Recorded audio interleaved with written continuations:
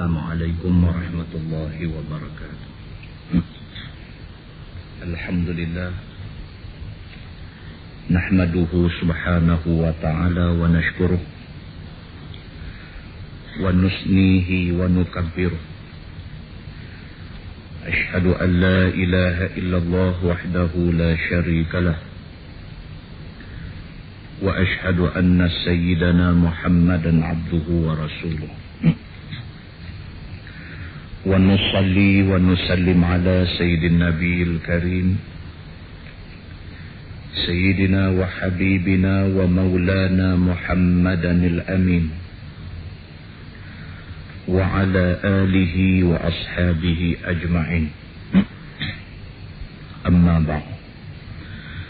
Ayyuhal mu'minun, ittaqullah, usikum wa iyaya bitaqwallah, faqad fazal muttaqun. Muslimin dan muslimat, mudah-mudahan dirahmati Allah subhanahu wa ta'ala. Di dalam sebuah hadis riwayat daripada Abi Dzar radhiyallahu anhu, kata dia, anin Nabi sallallahu alaihi wasallam qala, az-zahadatu fid dunya laysat bitahrimil halal wala ida'atil mal walakin az-zahadatu fid dunya an la takuna bima fi yadayka awsaqa mimma fi yadayillah, wa an takuna fi thawabil musibah idza anta usibta biha arghaba fiha law abqiyat lak, atau kama qala, hadis riwayat Imam At-Tirmizi. Abu Dzar, zahadatu fid dunya laysat bitahrimil halal. Nabi kata, yang dikatakan zahid di dunia itu bukanlah mengharamkan benda yang halal. Kan? Kadang-kadang kita bila mengaji agama, kita satu macam punya terkejut. Terutamanya bagi orang-orang yang baru. Pertama kali dia dapat maklumat tentang Islam, dia rasa diri dia salah sangatlah. Lepas tu dia rasa semua orang salah. Tu dia punya lonjakan dalam diri dia. Banyak orang jadi macam tu, semata-mata kerana dia baru dapat Islam. Jadi dia berasa dia betul-betul bersalah kerana dia lambat nak dapat hidayah. Dia berasa dia nak kena buat betul-betul lah lepas ni. Maka sampai kepada satu peringkat dia salah faham. Nabi SAW nak habaq benda ni. Nabi kata az-zahadatu fid dunya, yang dikatakan zahid di dunia. Zahid ni maknanya duk kira akhirat. Duk kira akhirat. Dunia ni kira tak mau ambil langsung kalau boleh. Itu dia panggil zahid. Orang yang zahid, mereka ni zuhud dengan dunia. Orang yang zuhud tu dia panggil zahid. Nabi SAW dia nak clarify benda ni. Dia nak perjelaskan benda ni. Jangan sampai ada orang yang terkeliru ataupun silap. Nabi kata yang dikatakan zuhud ataupun orang yang zahid di dunia itu laisat bitahrimil halal, bukanlah orang yang sampai benda halal pun jadi haram. Dia terlampau-lampau sangat sampai benda halal jadi haram. Dia buat susah hati. Mai-mai ustaz, saya nak tanya ustaz, ustaz jawab boleh tak boleh aja. Jangan duk jawab banyak-banyak. Oh, jenis ni kasar. Jenis ni kita takutlah. Kita nampak angin dia kuat. Angin dia kuat, petrol kurang. Sekali lagi dia semput tengah jalan. Dia kena pergi duk ejah balik. Dia dah lari tentang mana. Kita kata nak tanya apa? Colgate ni betul-betul halal ke haram? Ada betul punya soalan mai kat kita. Colgate ni, ubat gigi Colgate ni halal ke haram? Ustaz jawab halal ke haram? Tu aja, jangan duk jawab banyak-banyak. Kita tak boleh jawab halal ataupun haram pasal kita tak ada makmal. Nak cek benda tu halal ataupun haram. Kita tanya dia balik. Yang anta duk takut jadi haram ni pasal apa? Nak tanya ustaz halal ke haram? Buah tu duk main. Dia takut angin dia kuat sangat. Saya tanya dia balik. Yang anta duk takut kata Colgate ni haram pasal apa? Dan untuk itu saya dapat satu list kata Colgate haram apa semua. Macam mana? Kita kata list tu siapa yang keluarkan? Ada daripada duk pelekat kata masjid? Dah, bukan tanya duk pelekat masjid mana. Tanya list tu siapa yang keluarkan. Nah itu tak tahulah, tapi daripada duk pelekat di masjid takkan tak betul kot. Lagu tu punya angin duk main. Kita kata nanti saat. Kalau sekiranya list tu dikeluarkan oleh CAP, Persatuan Pengguna Pulau Pinang, ada asas untuk kita percaya. Pasal apa? Pasal CAP dia ada makmal yang cukup lengkap. Dan orang yang buat kajian bahan-bahan ni di dalam CAP ni, dalam Persatuan Pengguna Pulau Pinang ni, adalah orang-orang yang ada roh agama. Kalau sekiranya mereka kata dalam Colgate ni ada satu macam punya lemak, gelatin, dan gelatin itu sah daripada khinzir, kita kena pakailah. Pasal dia ada keahlian dan dia mempunyai kelengkapan untuk memutuskan benda tu. Cuma kita kata kat dia, kita takut satu, CAP tak buat keluar senarai tu. CAP ada keluar senarai, tapi dalam senarai CAP tak ada nama Colgate ni. Tapi ada company lain yang buat ubat gigi lain, dia nak bagi laku ubat gigi dia buat satu lagi senarai, dia buh nama CAP, dia celah masuk Colgate di situ. Jadi sebenar-benarnya benda tu tak haram, tetapi oleh kerana ada pihak yang berkepentingan dibuat kerja lagi satu, maka akhirnya orang kata yang ni CAP punya. Bila orang pergi tanya CAP deny. CAP kata tak, kami tak keluar senarai tu.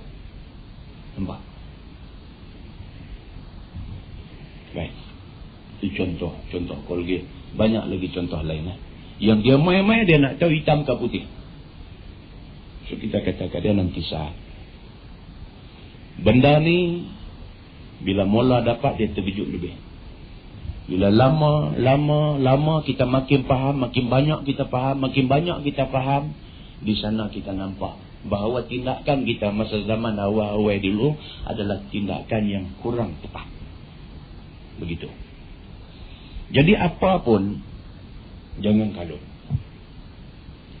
Nabi SAW sebut, Nabi kata al-ijlatu minasyaitan wat-ta'anni minallahi subhanahu wa ta'ala atau kama qala. Nabi kata al-ijlah, gopoh-gapah kelam kabut, tak ada nak usul periksa, nak buat keputusan, minasyaitan. Itu adalah jolokkan syaitan. Syaitan duk jolok kita bagi lompat. Wat-ta'anni minallahi subhanahu wa ta'ala, dan lembut, tenang, jangan duk gopoh, itu daripada Allah subhanahu wa ta'ala. Muslimin dan muslimat yang dirahmati Allah sekalian. Nabi SAW bagi tahu, Nabi kata az-zahadatu fid dunya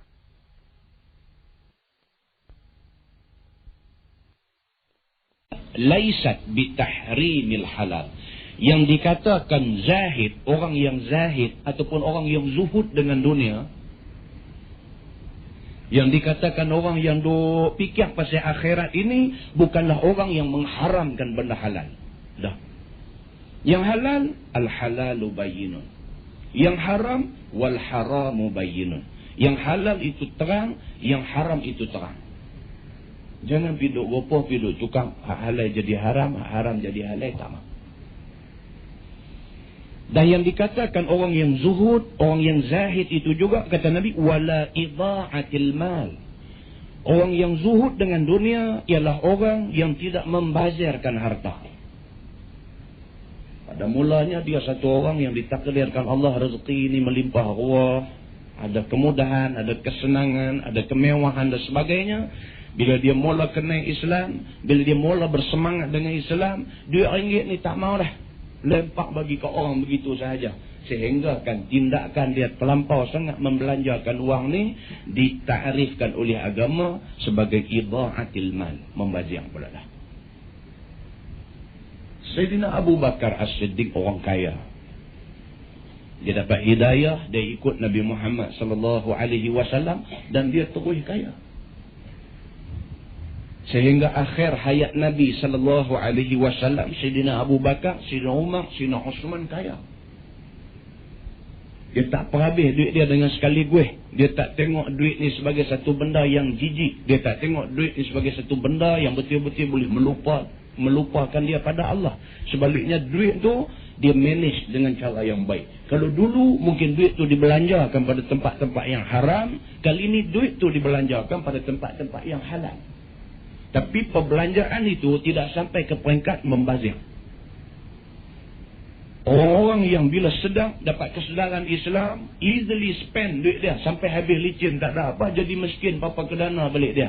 Islam tak suruh sampai macam tu. Islam tak suruh sampai macam tu. Habis semua, buang habis apa yang ada dalam rumah, kaita-kaita semua lepas habis, jalan kaki aja. Islam tak suruh kita sampai macam tu. Walaupun kita bertujuan untuk jadi diri kita orang yang zuhud dengan dunia, Islam tak suruh sampai macam tu. Walakin az-zahadatu fid dunya an la takuna bima fi yadaik. Akan tetapi yang dikatakan orang yang zuhud di dunia itu, kata Nabi sallallahu alaihi wasallam, ialah orang yang dia tak percaya dengan apa yang ada dalam tangan dia. Awsaqa mimma fi yadayillah. Sebaliknya dia lebih percaya dengan apa yang ada dalam tangan Allah. Dia kaya, tapi dia tak rasa kekayaan ni boleh menjadikan dia satu orang yang kebaik. Apa pun tak boleh kena kat dia. Begitu. Dia kaya, tapi dia tak rasa kekayaan itu membolehkan dia buat apa saja. Dah, dia tak rasa lagu tu. Sebaliknya, soal kaya, soal sehat, soal kedudukan tinggi, soal disanjung oleh orang, ni soal lain. Soalnya, kita tertakluk di bawah Allah. Kalau Allah takdirkan kita sakit, kekayaan kita yang ada berlungguk-lungguk dalam perbendaharaan simpanan kita tu boleh habis begitu saja kalau Allah tak izinkan kita baik. Begitu. Setengah orang dia duk berasa dengan duit yang ada banyak dekat dia, mailah sakit apapun, insya-Allah. Dia kata biar tak risau sangat, dia kata. Dia tak apa risau sangat. Pasal apa? Dia kalau sakit dia boleh pergi hospital yang ternama. Kalau Malaysia tak boleh buat, pergi Singapura. Singapura tak boleh, pergi Australia. Australia tak boleh, dia sanggup pergi Amerika. Dia kata janji dalam dunia ni semua ada duit aja. Lagu ni, orang yang percaya dengan apa yang ada dalam tangan dia, dia tak percaya kata Allah yang menentukan segala-gala. Saya buat contoh di Masjid Sungai Ramai hari tu ni. Tuhan bagi kat dia kanser lidah. Oh, kanser lidah. Tak boleh bercakap. Buka mulut sakit, katuk mulut sakit, tidur sakit, jaga sakit. Tak tahu nak buat apa. Duit berjuta duit apa. Hospital pakar dalam Malaysia ni habis semua. Orang saja suruh pergi Singapura. Pergi Singapura, doktor Singapura golek kepala. Kata pergi US. Try pergi, rata dunia pergi. Habis RM750,000. Campur dengan belanja ada di hospital-hospital dalam Malaysia ni, dia pergi 1 million plus. 1 juta lebih. Berubat. Kanser lidah, barah lidah yang kena kat dia, akhirnya meninggal dia. Meninggal dia. Duit juta-juta tak boleh nak halang daripada sakit, tak boleh nak sembuhkan dia daripada penyakit.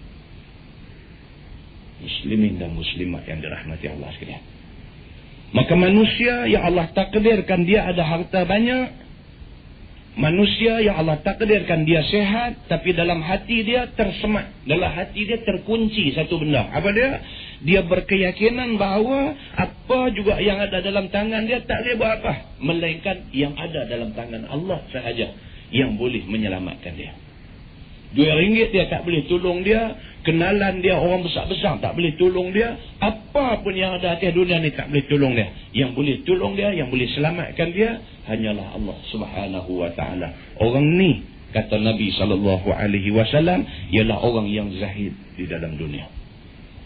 Nampak tak? Selama ni kita dah tune kepala kita bila sebut kata zuhud, dia ni mesti pakai pun sobah-sobah lagu tu.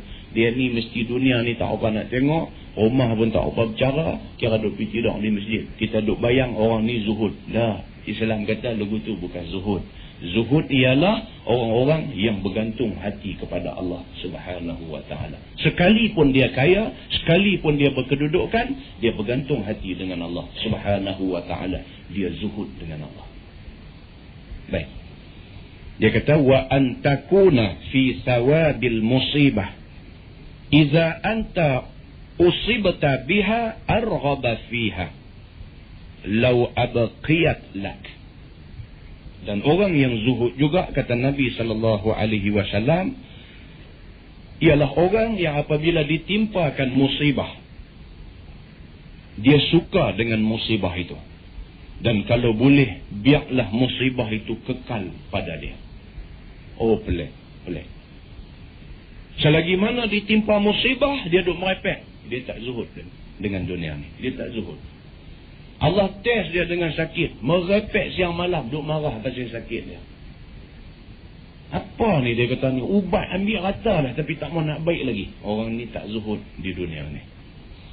Tetapi orang yang zuhud itu ialah apabila Allah test dia dengan musibah, bersyukur dia dengan Allah. Pasal apa? Bila kena musibah, dia lebih ingat pada Allah.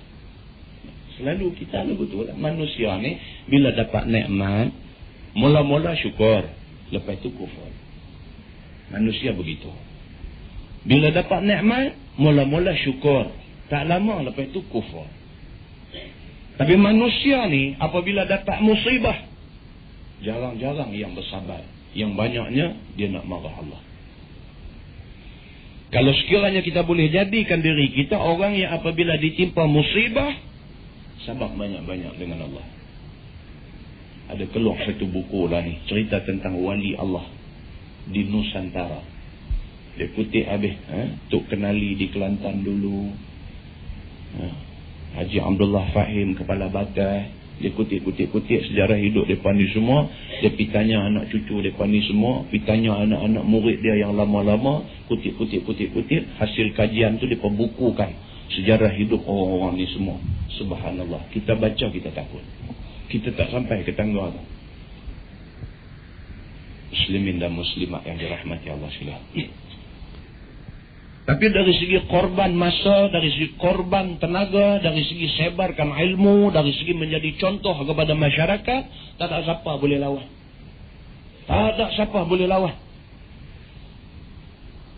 Alim tu ada hari ni tak sampai ke tangga dia tu. Kasyaf, Allah Subhanahu wa ta'ala bagi nampak sesuatu yang orang tak nampak. Dia pergi nak semayang jemaat. Habis semayang jemaat, dia semayang lohong lain. Orang tanya, pasal apa Tok Guru? Tok Kenali. Pasal apa Tok Guru semayang lain? Dia kata khatib yang baca khutbah tadi, dia kata bukan berkhutbah, dia duk ingat nyok dia. Pulak dah. Dia kata kau Jumaat hari ni tak cantik. Dia kata dia nak semayang lohong lain. Tok Guru kata macam tu, orang kena pergi tanya lah khatib tu, ni apa ni Tok Guru kata mu macam ni. Astagfirullahalazim. Dia kata bukan apa. Dia kata pagi tadi orang main ambil nyok, duit tak bayar lagi. Jadi duk teringat lah. Dia kata bukanlah raplah sangat, duk teringat siang ni dia buat lupa tak bayar tu. Lagu tu punya duk teringat. Dia kata Tok Kenali ni dengan izin Allah, satu macam punya boleh nampak. Ni semayang seorang lain. Muslimin dan muslimat yang dirahmati Allah sekalian. Benda ni bukan diceritakan oleh orang-orang yang alang kepalang, tapi diceritakan juga oleh orang-orang yang alim, orang-orang yang menyebarkan ilmu, orang yang beramal dengan ilmu. Orang ni yang cerita benda-benda macam ni. Kalau kita tak disuruh percaya seperti kita percaya hadis pun, benda ni boleh kita jadikan yang iktibar pada kita semua.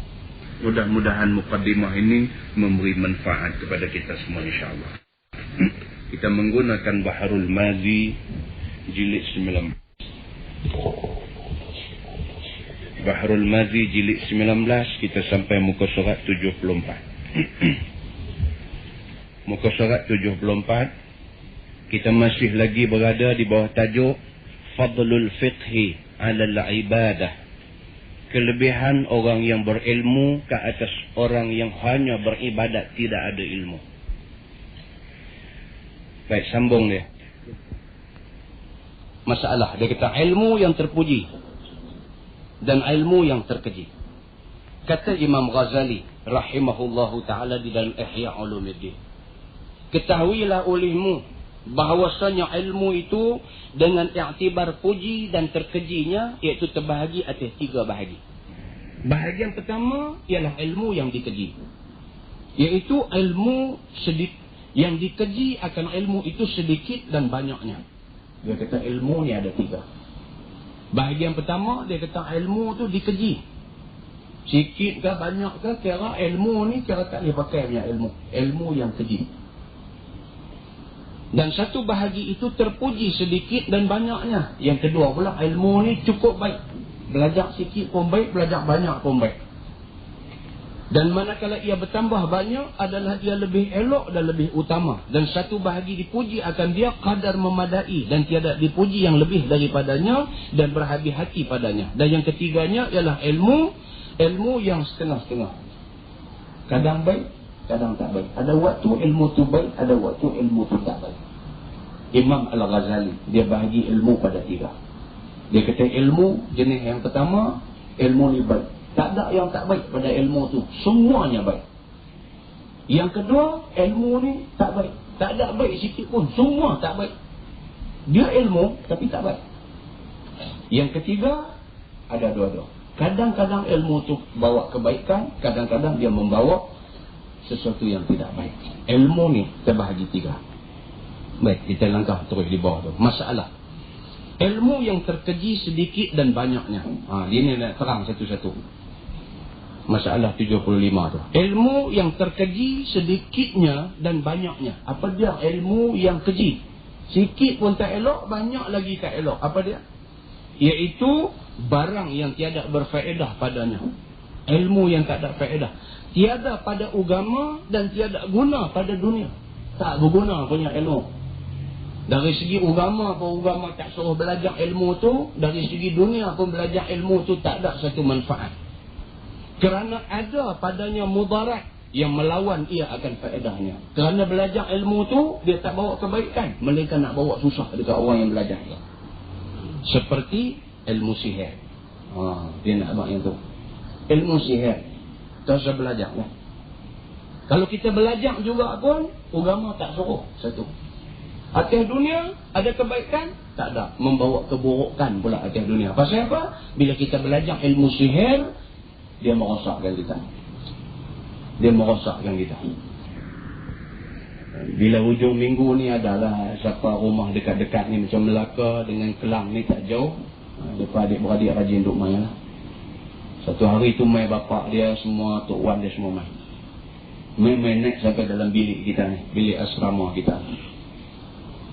Kenal lah dengan kita member bilik ni. Salam-salam semua. Dah habis balik dah bapak dia, Tok Wan dia. Kita pun tanya dia lah. Tadi yang orang tua tu siapa dia? Dia kata yang tu Datuk. Dia kata, tapi macam mana nak buat? Dia kata, kawan, macam mana nak buat? Dia nak buat apa?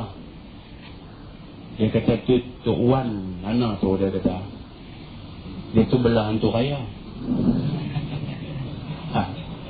Itu dia agak.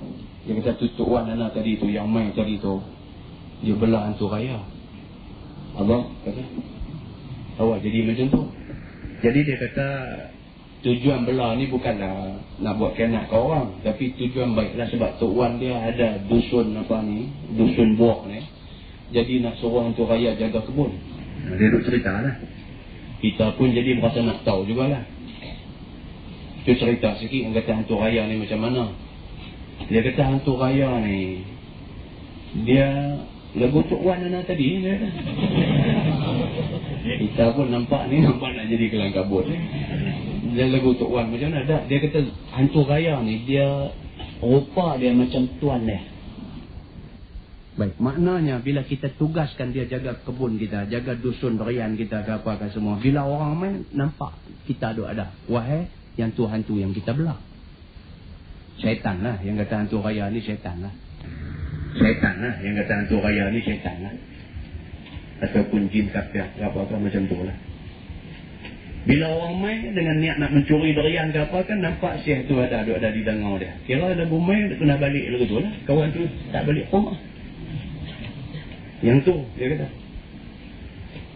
Kemudian pula dia kata bila kita nak pergi ke mana-mana, kita nak keluar daripada rumah seminggu kata, kita suruh dia lah tunggu rumah.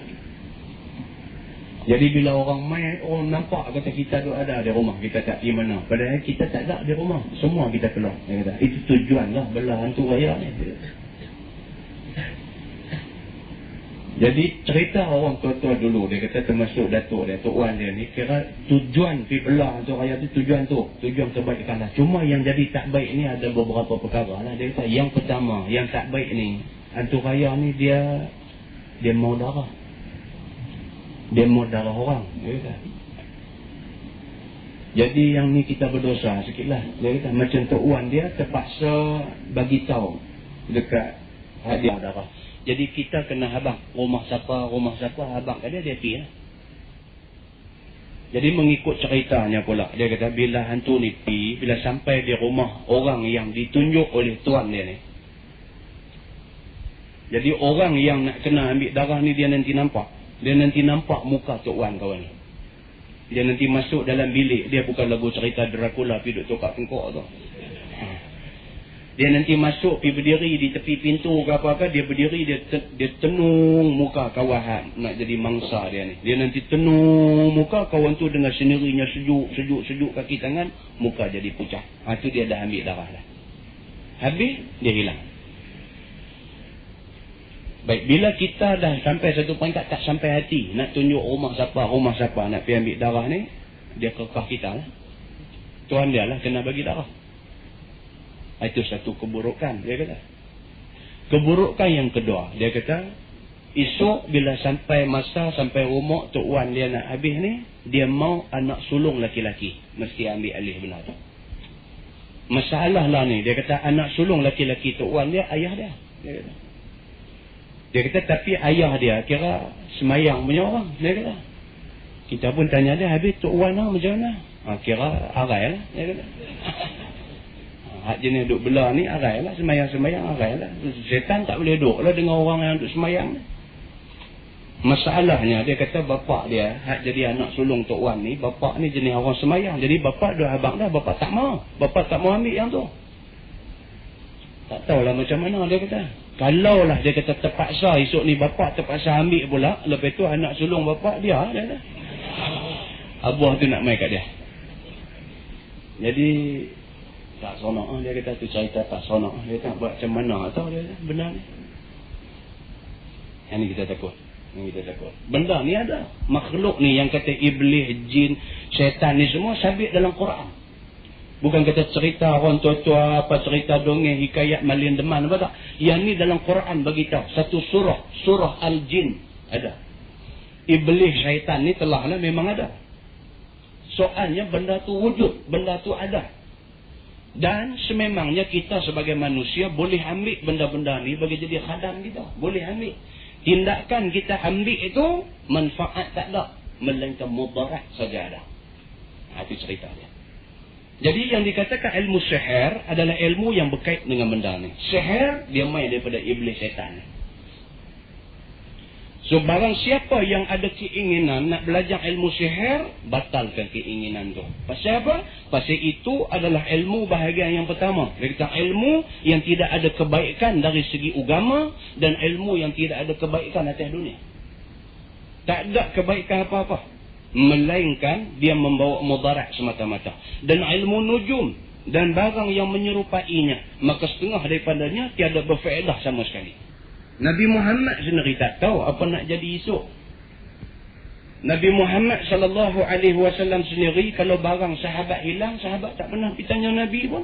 Ada pernah jumpa hadis yang kata sahabat-sahabat kehilangan barang, pergi jumpa Nabi, Nabi tengoklah mangkuk. Tak ada.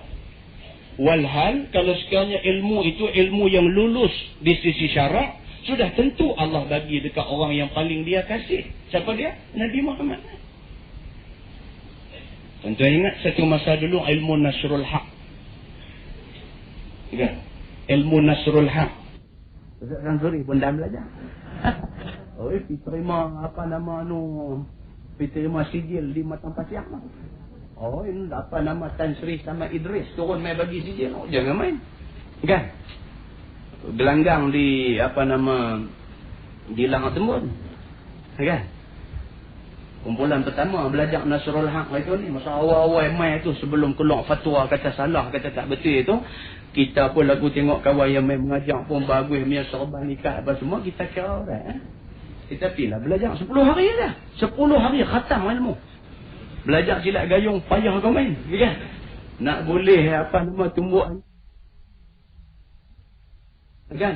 Nak boleh pakai tali pinggang putih itu pun sakit. Lenguh kiri kanan. Nak boleh pakai tali pinggang hijau tu kira pisau turis kulit lah. Darah 2-3 garis dah. Yang kata tauhid punya nak bagi boleh hari kira tak tahu nak abang lah lambat tahu mai hak senang punya 10 hari khatam. Tunggu apa lagi? Kira kumpulan pertama lah belajar. Mai hari nak tamat latihan tu di Langat Tembun tu, Kampung Belukang nama tempat tu pun. Kan? Hari tamat latihan tu, Tok Guru abang lah. Dia kata tunggu saat lagi. Dia kata biasa kita buat tamat latihan ni tak tahu nak abang lah lambat tahu mai hak senang punya 10 hari khatam. Tunggu apa lagi? Kira kumpulan pertama lah belajar. Mai hari nak tamat latihan tu di Langat Tembun tu, Kampung Belukang nama tempat tu pun. Kan? Hari tamat latihan tu, Tok Guru abang lah. Dia kata tunggu saat lagi. Dia kata biasa kita buat tamat latihan ni, dia nanti mai ujian saat lagi. Kalau mai, ingat dekat Allah ya. Dia kata. Oh, kita. Masa tu kira orang tua larang tak dengar lah. Kan nak bagi kemahan. Sungguh pun, tengah-tengah duduk saat lagi, dia mai gumpai api apa kan. Mai duduk pusing tengah gelanggang ni. Duk bergumpai api, nampak tengok api tu duk menyala tu. Tok Guru pun pergi berdiri tengah gelanggang lagu duk buat ketang tangan di. Api tu terpelanting jatuh dalam mendang. Kata kasar ilmu ni. Kan? Dia berasa boleh dah aku trik ni. Kan?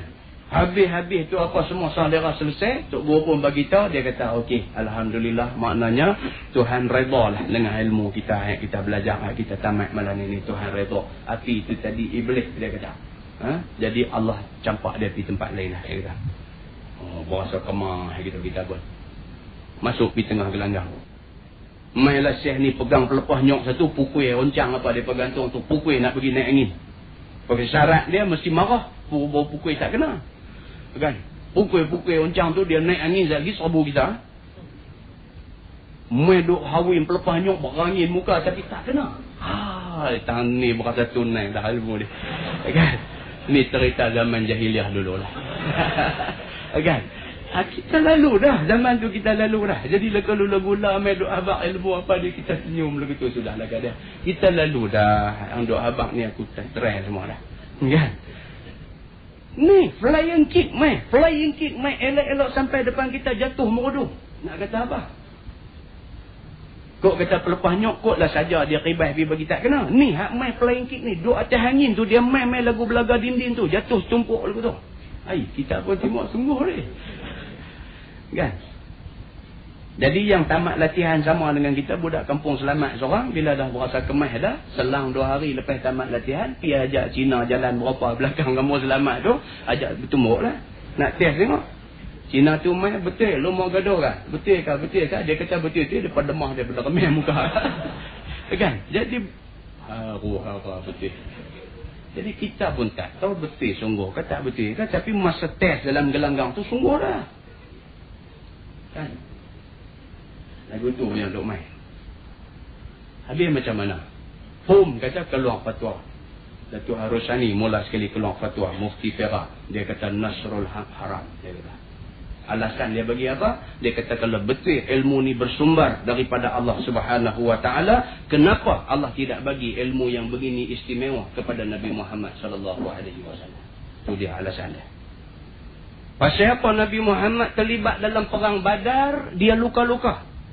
Pasal apa Nabi Muhammad turun di dalam perang Uhud, sampai patah gigi, sampai jatuh dalam lubang, cedera, berdarah, kening dan sebagainya. Pasal apa? Apa istimewa kita banding dengan Nabi Muhammad, sehingga ke ilmu tu Tuhan tak bagi dekat Nabi Muhammad, bagi ke kita? Lagu tu punya soalan duk mai, kita ketak lutut. Kita dah tamat latihan lah. Di lagu mana pula dah aku nak buang ilmu ni. Dia duk main satu macam lah. Duk lepas berapa hari lepas tu, pum, keluar satu fatwa lagi. Syirik pula dah. Astagfirullahaladzim. Ya Allah, apa nak jadi dengan aku ni, kata. Dia duk main kelang kabut. Dia duk main musim tu. Dia main wali suci. Lepas tu dia main budi suci sejati. Lepas tu dia main Nasrul Haq. Puak-puak ni pun cari kerih lama. Jampi tak kira lah. Berobat orang cucuk atas day. Cabut keluar penyakit lah, apalah semua. Sana panggil berobat, sini panggil berobat. Tak saya kira lah masa tu. Nampak? Jangan buat main-main. Nabi Muhammad pun Tuhan tak bagi ilmu tu. Tiba-tiba kita Tuhan bagi ilmu tu. Terah sungguh kita ni. Lagu tu. Okay. Jadi alasan tu dah cukup untuk membuatkan kita fikir banyak kali. Betul tak betul ilmu yang kita duk ikut ni? Baik. Jadi ilmu yang seumpama tu, jangan kita duk cari dia. Kerana ilmu tu masuk bahagian pertama. Ilmu yang terkeji. Baik dunia, baik akhirat, baik sikit, baik banyak. Ilmu tu ilmu yang tak boleh kita pelajari. Dan menghabiskan umur yang ialah sebesar-besar harga orang, barang yang dimilik manusia kepadanya, ialah sia-sia juga. Tuhan bagi kat kita umur, tiba-tiba kita perhabis umur kita dengan duk belajar benda yang Tuhan marah. Alangkah ruginya kita. Umur ni benda yang cukup berharga Tuhan bagi kat kita. Manfaatkan setiap saat daripada umur yang Tuhan bagi kat kita untuk dekat diri kita dengan Allah. Tiba-tiba kita guna umur yang Tuhan bagi kat kita untuk mendalami ilmu sihir dan sebagainya. Sehinggalah kita muncul sebagai seorang ahli sihir yang terkenal. Kita dah mensia-siakan sesuatu yang berharga. Dan mensia-siakan barang yang berharga itu dikeji akan dia. Dan setengah daripada umpama sihir itu ialah barang yang ada padanya mudarat yang lebih atas barang yang disangkakan berhasil dengan dia daripada menunaikan hajat di dalam dunia. Nampak? Sebahagian daripada ilmu sihir itu ialah bila orang mai minta satu-satu hajat kat kita, kita boleh tunaikan hajat orang tu. Nampak pada zahirnya lagu kita tolong orang. Kita belajar ilmu sihir, orang mai minta tolong kat kita. Dengan ilmu sihir yang ada kat kita, kita tolong orang tu. Nampaknya macam kita tolong orang, tetapi di sisi Allah sesungguhnya kita tengah buat dosa. Tu dia sampai macam tu jadi. Maka bahawasanya yang demikian itu tiada terbilang dengan dia dan tiada diiktibarkan dengan nisbah kepada mudarat yang hasil daripadanya. Oleh kerana itu, tolong kita, yang kita tolong orang yang main minta tolong tadi ni, pertolongan itu tidak diiktiraf oleh agama. Dia kata pasal apa? Pasal mudarat yang kita terpaksa tanggung lebih teruk daripada manfaat yang kita bagi kat kawan tadi. Ya, maknanya sebusuk-busuk manusia, sejahat-jahat manusia, dia faham tentang hukum-hukum asas dalam agama dia. Faham. Kita bukan nak bercakap soal-soal yang tinggi-tinggi. Soal tinggi contohnya apa dia? Ada satu sahabat mai jumpa. Dia tahu Ustaz nak tanya Ustaz satu soalan lah. Saya baru ni pergi Kuala Lumpur. Saya turun-turun dekat airport Kuala Lumpur. Ada satu orang Indonesia main nak jual jam tangan downhill kat saya. Itu dia. Dia bungkus dalam kain baldu Ustaz. Dia buka tunjuk kat saya. Saya duduk tengok. Saya tahu memang original dia. Saya tanya dia berapa? Dia kata 350. Saya kata mahal. Ada okey. Dia kata 300. Saya duduk teringat kat hati. Dia kata barang ni curi ke apa-apa. Dia kata tapi nak lepas pun sayang. Dia kata pasal apa? Pasal jam ni dia nak pergi pukul 2-3 ribu punya harga. Ni Syekh ni nak jual 300. Tak ambil jadi silap lah. Fikir pula kalau aku tak ambil, orang lain ambil. Daripada orang lain ambil, baik aku ambil. Dia mula nak fikir lagu tu. Pasal apa dia fikir lagu tu? Pasal ini hukum lanjutan. Hukum lanjutan. Tak mengaji tak tahu yang tu. Tak mengaji dia yang dipikir dengan kepala dia. Dia pun sendiri bukanlah dia saja nak bersubahat dengan perbuatan dosa, curi dan sebagainya. Tapi dia duk ingat, dari kalau aku tak ambil pun orang lain ambil. Serupa ya, pimai-pimai dia nak jual benda ni. Baik aku beli. Macam lorong kulit Tanjung punya duk jual tu. Itu semua tu nak jadi celawar semua tu. Kan takkan barang berjenama baik macam tu nak jual murah. Kita mesti kena fikir satu bab lagi. Pasal apa dia jual murah? Kalau tak dia pergi kebah masa orang tunduk ambil ayat semayang, masa tu dia galah habis. Kan, Syekh ni tu dia punya buang jam tangan, sidai api di atas tu, tunduk tu dia punya dulu lumuk muka dengan ayat semayang. Habis lumuk, tak ada lah silap mata macam tak. Syekh ni dah angkat bawa pergi dah. Kasut-kasut jenama baik apa semua ni, semua dia galah, dia pergi duduk atok di lorong kulit tu. Kita pergi cari air, ni nampak serupa aku punya. Aku tu punya duduk dah. Kalau nak pergi kedai beli lain, nak pergi harga ratus-ratus pula, dia nak je 60 ya, beli balik lah. Barang tu memang kita punya lah. Kan, kita nak pergi pediah 2-3 ribu kat dia pun, sekali lagi jadi punca pula, beli balik lagu tu. Kan, jadi makna benda tu kira lain tak clear. Lain tak clear. Jadi ada orang yang dia tak faham benda ni, dia duk ingat beli tu tak salah. Pasal apa? Pasal benda ni bukan hukum yang asas dalam agama. Benda ni kena pergi mengaji baru boleh tahu. Yang tu tak apalah, bolehlah gagah lagi. Lepas tu dah beli, duk rasa tak sedap pula, main tanya ustaz pula lah. Betul-betul ustaz, salah tak saya beli tu? Kita tanya dia, beli tak lagi? Beli lah. Mana nak tengok? Pakai je dah, tunjuk kat kita. Kita kata tak boleh lah. Benda ni pasal kemungkinan barang curi tu ada. Jadi kita pergi beli seolah-olah kita menggalakkan dia. Lepas ni dia pergi curi orang lain pula. Jadi sumber pendapatan dekat dia. Tapi ustaz, kalau kita tak beli, orang lain beli. Orang lain beli tu orang lain punya pasal. Kita jangan beli. Itu ni saya beli dah nak buat jahat. Ni tak apa-apa. Ini kira tak kau yang boleh pakai kot. Dia nak kona juga. Dia kata kawan-kawan ni nak kona juga. Baik. Yang kedua, ilmu yang terpuji sampai pada penghabisannya, berhabis-habis hati padanya. Maka iaitu mengetahui Allah Subhanahu wa taala dan mengetahui sifat-sifatnya dan segala af'al, perbuatan-perbuatannya dan perjalanannya dengan makhluknya dan hikmahnya pada mengaturkan akhirat atas dunia. Yang tu ilmu yang cukup baik, tak ada keburukan pada dia. Ilmu apa? Ilmu nak kenal agama. Ni ilmu kita duk mengaji ni, ilmu agama ni. Ilmu ni tak ada mudarat apa, bahkan kebaikan semata-mata. Bahkan inilah ilmu yang paling terpuji di sisi Allah. Dan sesungguhnya ilmu itu dituntut kerana zatnya dan kerana boleh sampai dengannya kepada bahagianya di akhirat. Ni kita duk belajar ni pasal apa ni? Malam ni yang tuan-tuan semua main mengaji pasal apa? Tuan-tuan dapat duit? Tak dapat? Tuan-tuan dapat apa? Dapat penat? Tuan-tuan dapat apa? Dapat buang masa. Kalau tidak, boleh duduk di rumah, boleh duduk dengan anak bini di rumah, boleh duduk tengok televisyen, boleh duduk berhibur, boleh duduk macam-macam di rumah. Tuan-tuan buang semua benda-benda seronok tu, main duduk kebas kaki di sini. Tuan-tuan dapat apa? Kita tak dapat apa, melainkan kita dapat sedikit ilmu, insya-Allah, dan mudah-mudahan dengan sedikit ilmu ni kita nak selamat di akhirat. Yang tu je. Baik, so ilmu yang ketiga, dia kata ilmu bahagian yang kedua ialah ilmu yang terpuji, iaitu ilmu agama. Maka sesungguhnya ilmu ini dituntut kerana zatnya dan kerana boleh sampai dengannya kepada bahagia akhirat. Itu tujuan kita mengaji agama. Kita punya target akhirat. Akhirat mau bagi elok. Maka bersungguh hati pada menghasilkan yang dikadarkan dengan dia itu jadi taksir pada had yang wajib. Karena ia laut yang tiada terduga. Itu dia. Yang kata ilmu agama ni, kita tak boleh taksir, tak boleh lalai, tak boleh cuai. Kena mengaji, kena ambil, rebut peluang yang ada.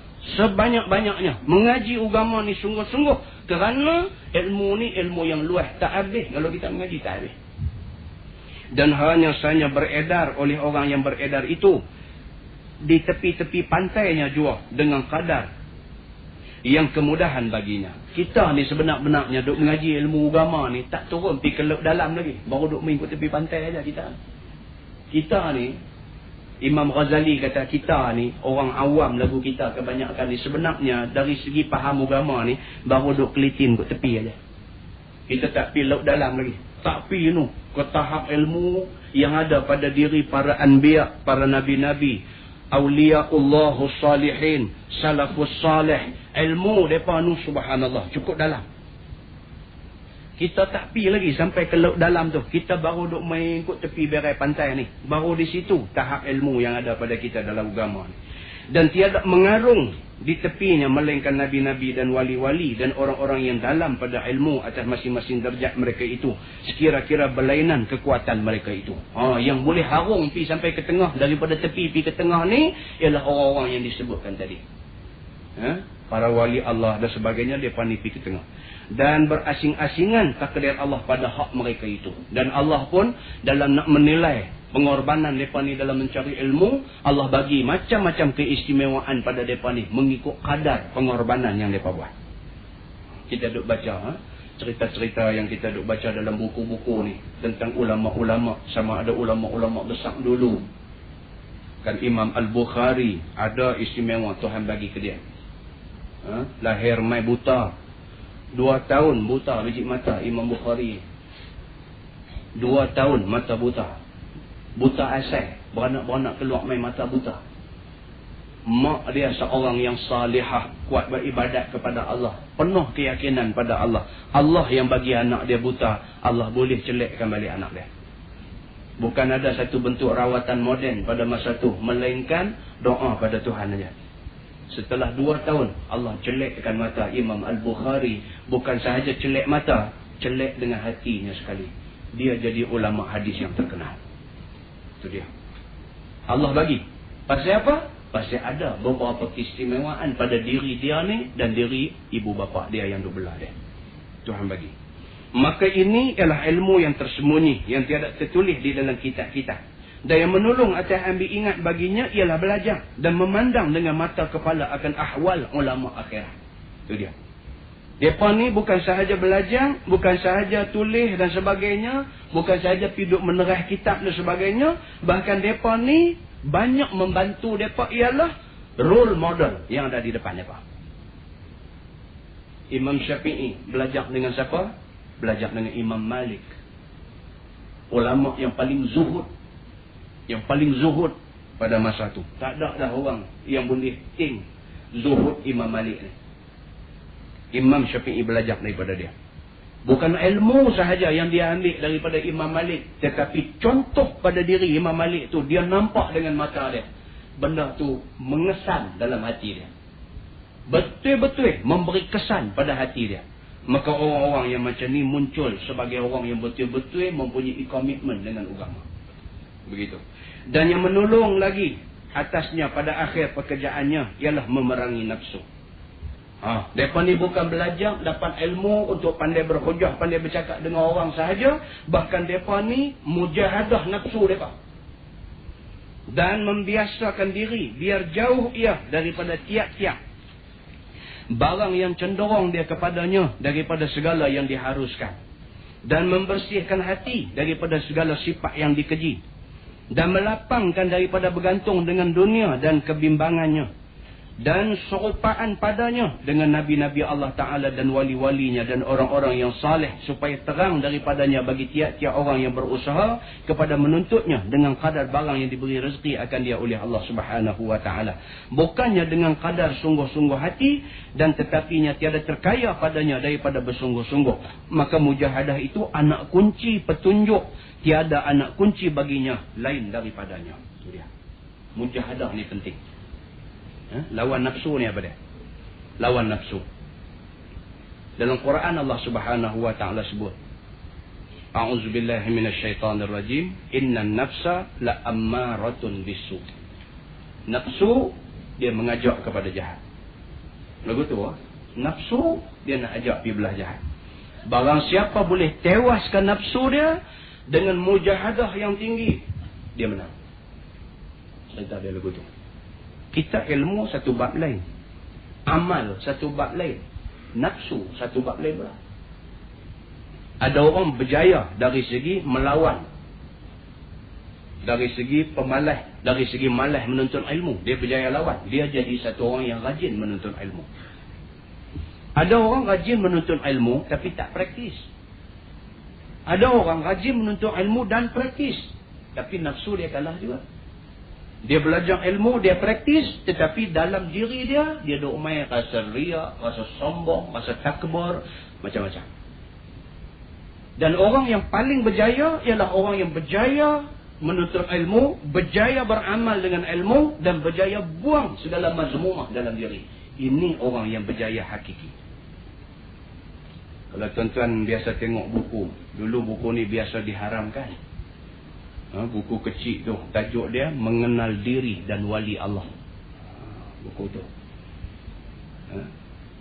Dia lukis gambar orang tu di kulit, dia biji tasbih gantung dekat dada tu. Mengenal diri dan wali Allah. Buku tu diharamkan bukan kerana buku tu salah. Dah. Tapi buku tu di-ban, diharamkan oleh pihak kerajaan kerana takut orang yang mengajar tu tak faham. Lalu akhirnya dia menyebabkan itu cerita tu, buku mengenal diri dan wali Allah. Dalam buku tu dia senaraikan nafsu kita ni ada berperingkat-peringkat dia kata. Peringkat pertama dia kata nafsu ammarah. Yang dikatakan nafsu ammarah ialah orang yang dalam diri dia penuh dengan sifat mazmumah. Bakhil, kedekut, tamak, angan-angan, sombong, takabur, suka kemegahan, suka dipuji, dengki, dendam, khianat, lalai, itu semua dia panggil mazmumah. Benda tu penuh duk sumbat dalam hati dia. Tengok orang lebih sikit iri hati, sakit hati, hasad dengki. Orang main minta derma untuk kebaikan, bakhil, kedekut, tak mau bagi. Bila main harta peninggalan orang tua, tamak berebut nak ambil kat dia sampai sanggup buat naya adik abang sendiri. Hak jenis macam ni, dia duduk pada peringkat nafsu ammarah. Paling tak terpakai. Setelah dia jaga diri dia pergi mengaji, belajar ilmu dan sebagainya, pelan-pelan dia duk kontrol, dia duk buang sifat-sifat ni, dia akan naik satu peringkat. Dia panggil nafsu lawamah. Dia kata tanda nak kena nafsu lawamah ialah orang tu, dia buat salah, tapi bila selepas dia buat kesalahan, dia mencela diri sendiri. Dia dah naik peringkat kedua. Dia mengaji, dia reti ilmu agama sedikit sebanyak dan sebagainya. Dalam duk reti tu, perap kata buat salah lagi. Bila lepas dia buat salah tu, dia duduk sorang-sorang dia. Astagfirullahaladzim, awak aku jadi lagu tu lah tadi. Dia menyesal. Dia silap tadi ni, dia menyesal. Tadi aku sombong lah. Aku bercakap sombong sikit. Tadi aku dia main riak satu macam.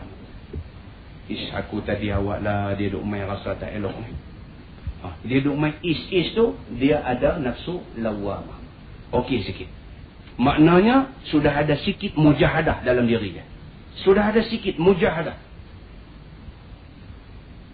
Tapi dalam diri dia masih lagi ada rasa ujub misalnya. Berasa duk perasaan seorang-seorang. Berasa diri dia super. Begitu. Tapi saat lagi dia counter balik. Awak aku duk berasa lagu tu. Lawamah. Dia main peringkat ketiga, mulhamah. Setengah-setengah Tok Guru lama dia kata mulhimah. Dia kata gitu. Mujur tak kata muhimmah. Nama kitab kita di kenal lama. Kan?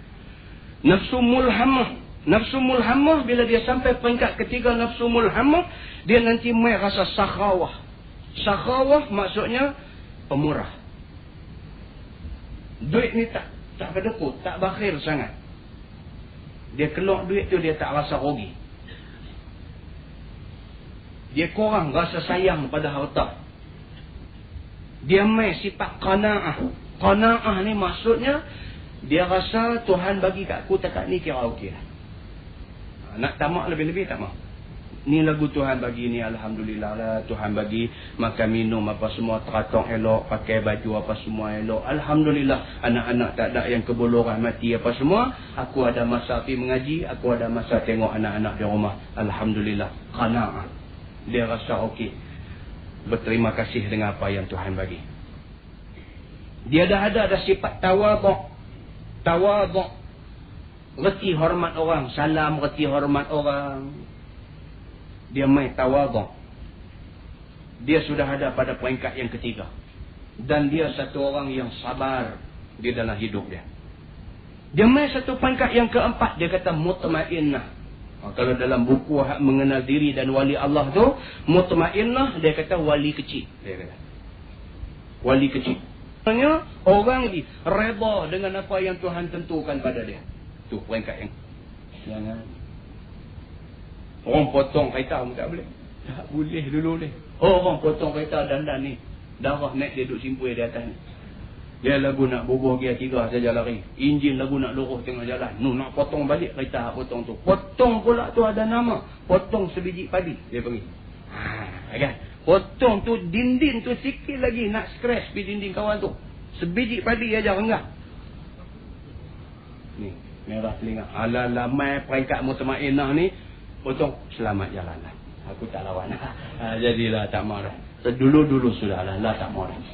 Itu dia dah boleh dah. Dia boleh dah makin matang, dah makin cerdik, redha dengan Allah, tawakal sampai peringkat ni Tuhan iktiraf dalam ayat Quran. A'udzubillahi minasyaitanirrajim. Ya ayyatuhan nafsul mutmainnah. Irji'i ila rabbiki radiyatan mardiyah. Fadkhuli fi ibadi wadkhuli jannati. Dia dah dapat welcome daripada Tuhan. Wahai orang-orang yang mempunyai jiwa yang mutmainnah, jiwa tenang. Irji'i ila rabbiki radiyatan mardiyah. Tuhan kata, baliklah kamu menghadap Tuhan kamu dalam keadaan kamu redha dan Allah redha pada kamu. Sampai peringkat tu, kalau ditakdirkan kita mati dalam peringkat tu, kita dah duduk mutmainnah dah, kita mati tu, roh kita tu Allah welcome. Mailah balik menghadap aku, ambil keredaan aku. Fadkhuli fi ibadi. Masuklah menjadi hamba-hambaku. Wadkhuli jannati. Masuklah dalam syurga aku. Kita boleh pitang tu tak marah. Mujahadah kita ni mau sentiasa do upgrade daripada nafsu ammarah mai nafsu lawamah mai mulhamah mai mutmainnah. Sampai tang tu kalau Allah nak ambil kita, alhamdulillah. Ambil buanglah. Takut lama sekali patah balik di bawah pula. Dia boleh jadi. Benda ni boleh jadi. Na'udzubillah min zalik. Boleh jadi jangan ada buat mai. Janganlah. Kita duk tengok banyak dah kawan-kawan kita pun banyak dah jadi macam tu. Kita tak mau hina dia. Kita minta kat Tuhan jangan kita jadi macam dia. Tu aja minta.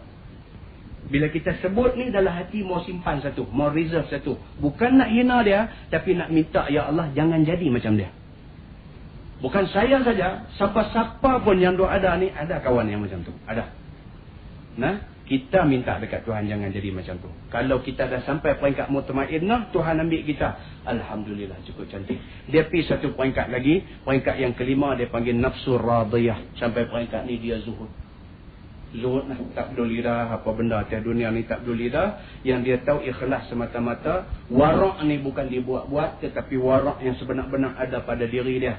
Dia melakukan kerja tak keluar daripada sempadan yang dibenarkan Allah. Sekali-kali tak keluar daripada sempadan tu. Dia dah duduk pada peringkat nafsu radiyah. Maknanya Tuhan redha dah dengan dia. Zuhud lah. Dan dia mai satu peringkat lagi, dia panggil mardiyah. Sampai peringkat ni habislah. Peringkat yang paling tinggi yang boleh dicapai oleh manusia biasa yang bukan Nabi. Mardiyah. Sampai peringkat ni habis. Hidup dia semata-mata kerana Allah.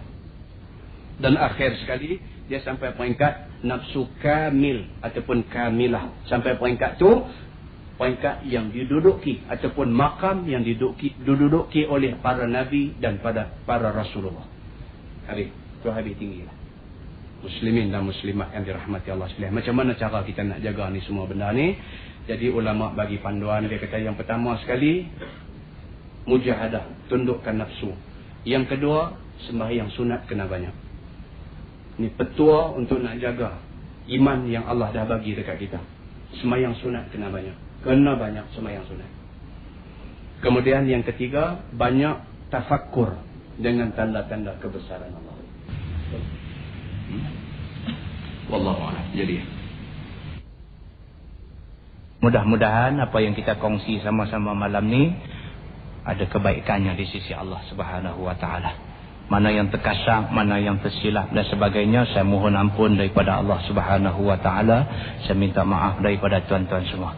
Sesungguhnya yang baik itu daripada Allah, yang tidak baik itu daripada silap saya sendiri. Aqulu qawli hadza wa astaghfirullahal azim li wa lakum. Assalamualaikum warahmatullahi wabarakatuh.